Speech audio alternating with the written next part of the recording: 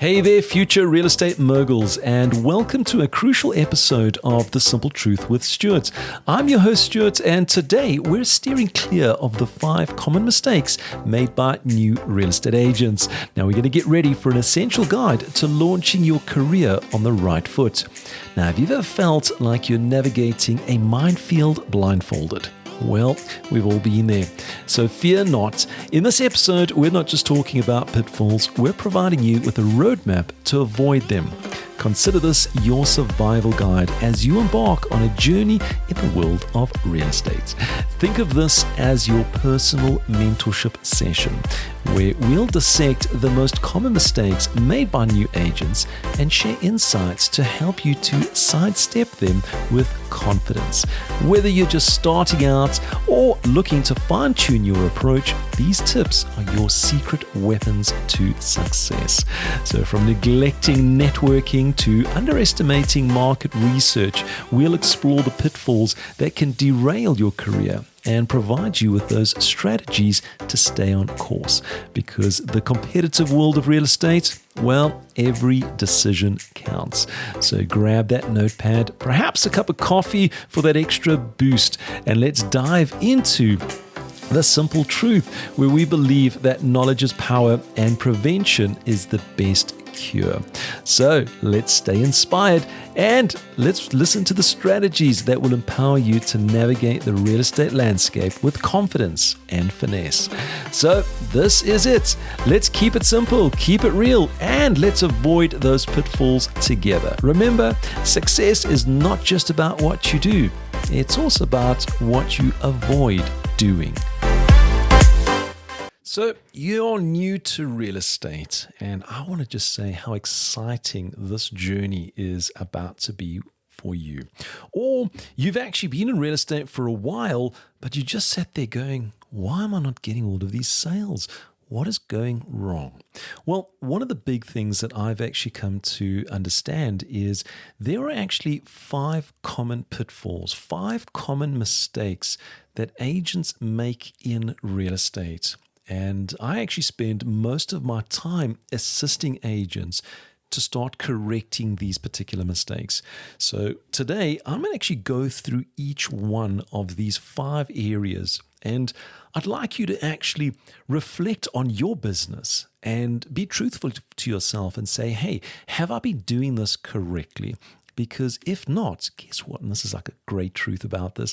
You can actually make the change for the better.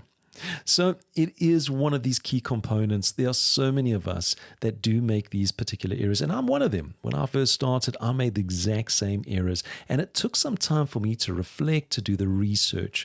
So today, let's actually dig into these 5 commonly made mistakes, and we're going to help you to correct them in your particular business. And trust me, once you correct them, you will see the impact in your business. It's almost immediate. And then I can definitely share with you. So the very first one, and this is something that if you are brand new to real estate or you've been with real estate for some time, is what is your understanding of the market? What is actually happening? Do you know what's happening in your market? Now, when we talk about markets, what we're actually talking about is what is happening in that particular neighborhood. So are there lots of sales? Is the crime rate high? Is there a lot of development? You see, the more information that you know about that particular neighborhood, you're going to actually understand certain market conditions, because all of that leads back to property prices and values. If you're in an area that's got high crime rates, well, the prices are going to be low. If you're in an area where there's lots of construction, you're going to find that that could potentially lead to high crime rates, or the dust factor, the noise factor, that could also prevent people from coming in. It also could be, hey, there's a new school that's getting built, and that school could actually generate a new buyer audience. So one of the key things when I'm sitting with agents, and I ask them this question straight out, tell me about your market. And many times I get this blank face. And I say, but why? Why don't you know anything about your market? Because that simple question, tell me about your market, your sellers, your buyers are going to be asking you the same question. They may ask it in a very different way, but ultimately they're asking, what is actually happening? Is it a good time to buy? Is it a good time to sell? What are the prices? What's actually happening inside that particular market? And this is one of those key areas where you could actually drive the neighborhood. You could walk the neighborhood, in fact, and you could get so much information about what is actually happening. Do the research to find out how many properties are on the market, how many properties have sold in the last 3 months, how many properties have sold in the last 12 months, what is the average price that they've sold for, how long are they on the market for. You see, this is all about understanding the markets. And then it goes just beyond real estate. Get an understanding of all the amenities in the area. What shops are there? What schools are there? What's the closest hospital, police station? All of these little bits and pieces helps you to understand the markets. So the very first one out there when I speak to agents is they have a lack of the market understanding. They really don't know what's going on. So it really starts by spending the next couple of hours or days getting to understand those market conditions, understanding what is happening in your neighborhood. The more you get to know it, I can tell you now, you're going to get a big tick box because you can have a conversation with somebody about this, what's happening in the market. So the first one, get to know your market, please. Just spend some time and get to know it. The second one, and this one here is truly something that astonishes me. We're in the business of relationships, and relationships is about communication, talking to people, understanding, get to know them a little bit better. And then we go through all of these hard times of trying to get a client, and then we ghost them. We stop talking to them. So the second one that is a big, big mistake, it's inadequate client communication. It's where we actually have a client and we stop communicating with them. Or we actually don't even listen to them. We have a buyer that suddenly says, hey, I've got X amount of money and I'd like to buy a property. So what's the first thing the agent does? They take that buyer to 10 different properties, 9 of them don't even match what the client requires. And that frustrates that particular client, and they actually move away. So the second one, it's all about your client's communication. And that communication, it starts by listening to the wants and needs of your buyers as well as your sellers, understanding their requirements, and actually delivering a service that is to their requirements. The second part of that is actually, once you've got a particular client, is having those regular updates. It is so important for a seller at least once a week, and you can do it even more, but at least once a week, you're communicating with your sellers to give them an update on what's happening with their property. Remember, they're employing you. So you need to make sure that you're doing your job by giving them the actual feedback. And throughout this, you set these expectations of what you can deliver, and you do that through your client communication. It is so, so important. So often when I sit down with a particular agent and I say, how are your listings going? And they say, well, in the last 3 weeks, I've actually lost 6 of my listings. And I say, why? And I say, well, the agent says to me, well, we didn't actually get any inquiries on the property. And I'll say, okay, so did you have any communication with your seller to say to them, hey, maybe we need to relook at the price and do a price negotiations? And they go, no, well, we were too embarrassed. I didn't have any inquiries. Well, you need to tell your clients.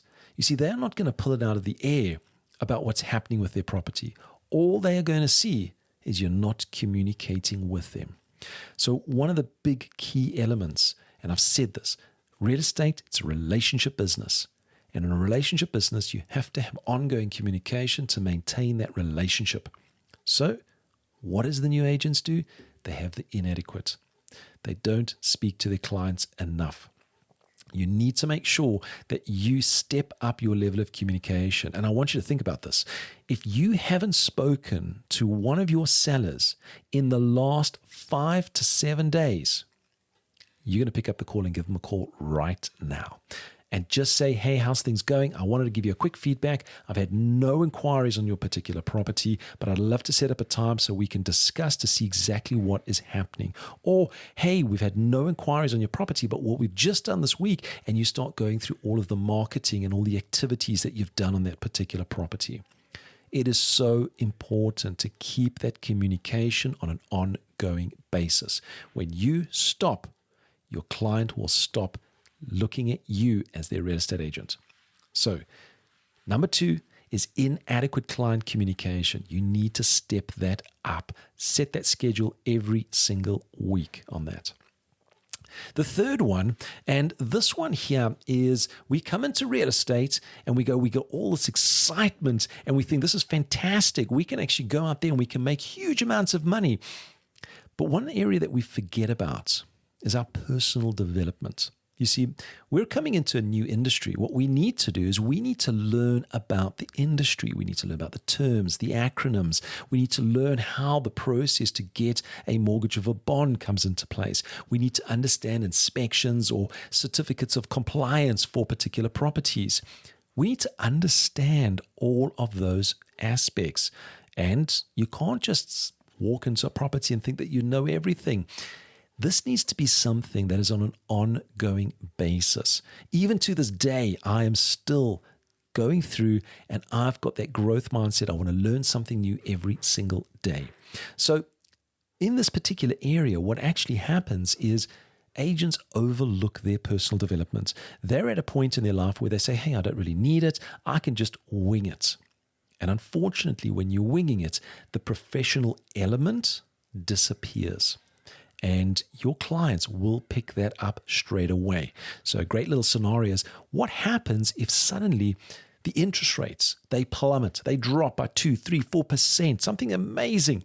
You know, this is going to be great for the buyers that come in, but you kind of oversaw that and you didn't understand what that could actually mean for you and your business. So what happens is when you're having the conversations and your buyers and sellers are telling you about the interest rate cuts, and you're going, oh, really? Oh, when did that happen? This is the type of professional development that you need to know. Have your finger on the pulse all the time. You need to be looking at all of these different aspects of your business and making sure that you're up to date. So you can actually start to extend on this. Go and have a look at the industry regulations. We've all got regulations that we need to be compliant with. Start there. Get a true understanding of what are those regulations. What can I do? What can't I do? When you've got a clear understanding of that, you're running at a professional nature. Then take it to the level of market trends, which leads us back to the first one, which is understanding your market. Understand the market trends. Interest rate goes down. What actually will happen? Well, interest rate goes down, my buyers will actually have a higher level of affordability. If they've got a high level of affordability, it means that they can spend more. If they can spend more, they will actually say, hey, I'm prepared to pay a little bit more for a property, which could start pushing the prices up. So you've got to understand these market trends. Also, it goes beyond just the interest rates, as I've used as an example, but it could also be something that's political. It could also be something that's happening in the area. What happens if they decide to slap a highway right through a suburb? What do you think is going to happen to the prices in that particular suburb? Well, they're going to go down. People don't like highways. Noise, pollution is one of the reasons why people move away from certain areas. So you've got to understand all of these market trends and having these particular discussions and how you can have it. And another area is your different sales techniques. You see, when you actually develop yourself as a professional, you're also developing certain sales techniques on how to do marketing, techniques on how to speak to your client, those scripts, all of that comes into your professional development. So it's not just about winging it. It's about taking where you are right now and stepping it up. And I've said this challenge to every single one of the clients that I coach. Set yourself a task. Learn something new every single day. Even if it's something exceptionally small, you read on the news or maybe you watch it on YouTube, just learn something new every single day And what you're going to find is it's going to slowly start to develop into that professional development that you actually require. So don't sit back and think that you know everything, because I can tell you now, there's somebody that's going to know more than you, and that particular individual could be your next buyer or seller. So make sure that that personal development is high on your list. Don't overlook it. If there's a training session that's coming up and you can see that it's going to give you some level of knowledge that could empower you in your business, take the time and attend it. Get that personal development up so that you can work forward. Now, the fourth one is one that is... It's something that I'm sure a lot of new real estates have heard. You come into real estate, what do you need to do? You need to make phone calls. What type of phone calls do you need to make? Well, make those cold calling phone calls. Phone all the people that you don't know. And ultimately, it's a great way to start to build that particular network, build up your database. However, they start to burn out. And when you burn out, ultimately you stop. And once you stop, ultimately your database just sits where it is, or it actually becomes smaller and smaller and smaller. So what am I actually referring to? Well, what I'm referring to, which is the fourth point, is most of the new agents, they fail to build a strong network. They fail to build a powerful database. They don't understand the purpose of a database. And you speak to any top agent, their business comes from their database, whether it's referrals, whether it's basically just coming straight in from those particular clients. That strong database. Now, where does that database come from? Yes, it comes from making contacts and making those particular calls, but it can also come from a number of areas. It could be family and friends. It could be the social groups and people that you actually circle with. It could also be a professional networks that you actually deal in. It could also be going through to, let's say you go to an industry event where you could have maybe 500 to 5,000 people there. You don't go to that event just to be a solo person walking around and just looking at everything. You go to that event to network. You go to that event to find names. You go to that event to build that network, whether it's a professional network or whether it's a social network. The more people that know that you are in real estate, the greater your business is going to grow. That's one of the simple things within real estate. It's all about the strong network and that powerful database. So you need to make sure that you understand that your job isn't really to sell properties. As much as we have to sell properties to earn the commission, your job is to build that database. It's lead generation, it's prospecting, it's doing that every single day so that you can grow and add to it. I actually had one of my training sessions and we actually refer to our database as like a newborn baby. And the food that you put in are the contacts and the new leads that you put into your baby. If you don't feed your baby, well, I'm not going to say what's going to happen. You need to feed it daily. So when you're looking at that particular database, I want you to nurture that. I want you to grow that. I want you to make it so powerful that it's going to start to work for you. Because just like I use that example of that baby, that little baby will become a toddler, it'll become a teenager, it'll become a young adult, and that young adults will turn around and start working for you. It's not something that happens overnight. It's something that has grown over time. So make sure that you are building that network of people around you. And as I mentioned, the second one, you need to have that constant communication with them all the time. It's not something of just putting them into your database and then going, great, I've got 3,000 people in my database. And I ask you the question, when last did you speak to them? And you say, well, I've never spoken to them, but they're in my database. They're in my phone. I'm waiting for them to phone me. No, that's not going to work. You need to make sure that you are actually building that database and you're communicating and you're massaging it on an ongoing basis. When you have that as a part of your business, that's a focal part of your business, you're going to see some absolute miracles happening. And where can you start? Well, guaranteed. You've got people that you know, friends, family. They're already in your database. Look at past clients that you've worked with. They can move into your database. Make contact with each and every one of them. Start growing and developing it and meeting with them on an ongoing basis, even if it is on a social platform. Make sure that you're communicating with them and building it so that it becomes strong and powerful. absolutely important. I cannot actually reiterate how important that is for your particular business, because that's where most of your business is going to come from. Now, the fifth and final one, and this one is really, we all seem to think that we are celebrities. Because we're real estate agents and we've got that powerful business card that tells us that we're a real estate agent, we feel that that is good enough. Well, here's the truth. When you neglect your marketing and your branding, what you're actually going to find is you're going to start to disappear. You've got to be able to stand out above the rest. You need to basically take what you have and make people recognize you. I'm sure you've seen a lot of these little graphical images where they've got all these people. They're all the same type of people, and 99 of them are this like grayed out color. And then you've got this one that's red, and it stands out. When you look at the picture, your eyes go straight to that red image. Well, that's exactly what your marketing and branding should be doing for yourself.